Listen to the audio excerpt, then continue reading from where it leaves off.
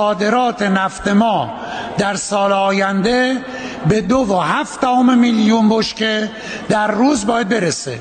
1.4 رو دولت باید صادر کنه، 1.3 هم بقیه اجزا. عجب. پس به غیر از دولت یه اجزای دیگری هم در حکومت اسلامی هستن که مستقل از دولت نفت میفروشن.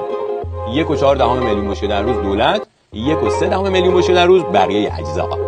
یعنی رسما درآمد نفت کشور رو نصف کردن. 1,300,000 بشکه در روز میشه حدود 475 میلیون بشکه در سال.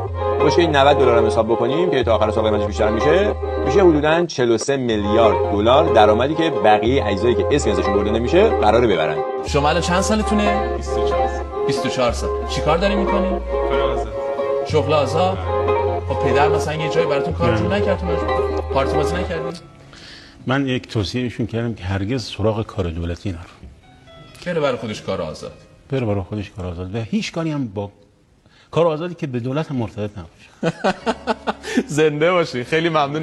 فرزند دبیر شورای عالی امنیت ملیتون که تو اینجا قصه ها نقش اول داره، صادر کننده اول نفت ایران هست. 40% نفت ایران را صادر میکنه. روزی 1 میلیون دلار سود میبره پسر آقای شمخانی. برای شما چه مشکلی دارید؟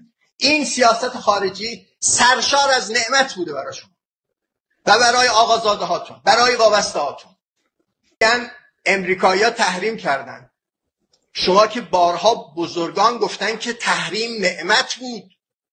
ما با تحریم شکوفا شدیم. دست بردارید از این تناقض‌گویی ها. وقتی که سیاست میشه ایدئولوژیک، از مدار عقلانیت و خرد خارج میشه، وضعیتشی